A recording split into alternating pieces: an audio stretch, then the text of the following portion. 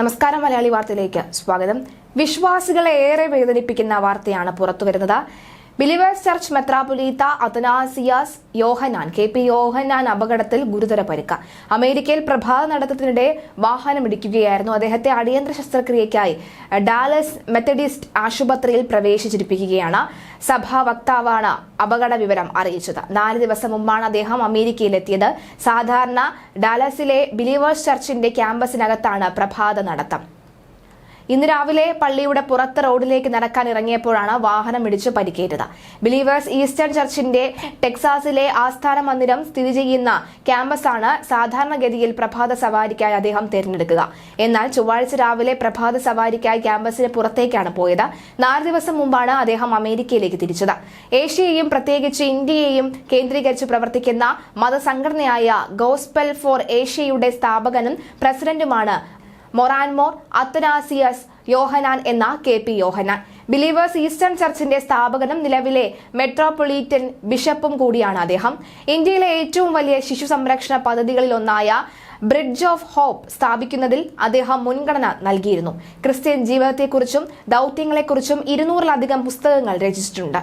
തിരുവല്ലയ്ക്കടുത്ത് upper കുട്ടനാടിലെ നിരണത്ത Marthoma വിശ്വാസികളായ കടപ്പിലാരിൽ വീട്ടിൽ ചാക്കോ പുന്നൂസിന്റെ മകനായി 1950-ലാണ് യോഹന്നാൻ ജനിച്ചത്.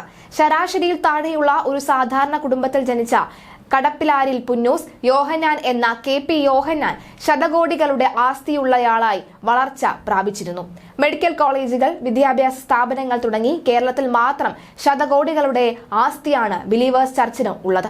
അദ്ദേഹത്തിന് കീഴിലുള്ള ഗോസ്പൽ ഏഷ്യയ്ക്ക് വിദേശ രാജ്യങ്ങളിലും ആസ്തിയുണ്ട്. കുട്ടനാട്ടിൽ അക്കാലത്ത് വ്യാപകമായ താറാവ് കൃഷിയിൽ ഏർപ്പെട്ട് വരികയായിരുന്നു കുടുംബം. കുട്ടിക്കാലത്ത് യോഹന്നാനും ആ പണി ചെയ്തിരുന്നു. എന്നാൽ കൗമാരകാലത്ത് തന്നെ അദ്ദേഹം ബൈബിൾ പ്രഭാഷണത്തിലേക്ക് തിരിഞ്ഞു. കവലകളിൽ സുവിശേഷം പ്രസംഗിച്ച് നടന്ന വെറും ഒരു പാസ്റ്റർ മാത്രമായിരുന്നു അക്കാലത്ത് യോഹന്നാൻ. 16-ാമത്തെ വയസ്സിൽ ഓപ്പറേഷൻ മൊബിലൈസേഷൻ എന്ന തിയോളജിക്കൽ സംഘടനയിൽ ചേർന്നത് യോഹന്നാന്റെ ജീവിതത്തിൽ വഴിത്തിരിവായി മാറുകയായിരുന്നു. WA ക്രിസ്വൽ എന്ന വിദേശിക്കൊപ്പം അമേരിക്കയിൽ വൈദിക പഠനത്തിന് ചേർന്നു. 1974-ൽ അമേരിക്കയിലെ ഡലാസിൽ ദൈവശാസ്ത്ര പഠനം ആരംഭിച്ചു. ചെന്നൈ ഹിന്ദുസ്ഥാൻ ബൈബിൾ കോളേജിൽ ഡിഗ്രി കരസ്ഥമാക്കിയ യോഹന്നാൻ നേറ്റീവ് അമേരിക്കൻ ബാപ്റ്റിസ്റ്റ് ചർച്ചിൽ പാസ്റ്ററും പിന്നീട് വൈദിക ജീവിതം നടത്തുകയും ഉണ്ടായി.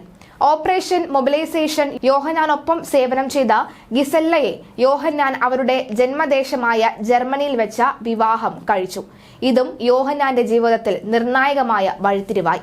ഇവർക്ക് 2 മക്കളുമുണ്ട്.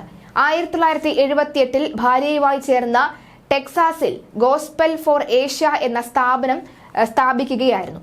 ഭാര്യയോടൊപ്പം സുവിശേഷ പ്രവർത്തനം ആരംഭിച്ച KP യോഹന്നാൻ വർഷങ്ങൾ നീണ്ട വിദേശവാസത്തിന് ശേഷം 1983-ൽ തിരുവല്ല നഗരത്തിന് ചേർന്ന മാഞ്ഞാടിയിൽ ഗോസ്പൽ ഏഷ്യയുടെ ആസ്ഥാനം നിർമ്മിച്ച കേരളത്തിലെ പ്രവർത്തനം ആരംഭിക്കുകയായിരുന്നു. ആത്മീയ യാത്ര എന്ന പ്രതിദിന സുവിശേഷ പ്രക്ഷോഭണം ഈ റേഡിയോയിലൂടെ അവതരിപ്പിച്ചു. സവിശേഷമായ ശൈലിയിലൂടെ അദ്ദേഹം സുവിശേഷ വേലയിൽ ഏർപ്പെടുകയായിരുന്നു.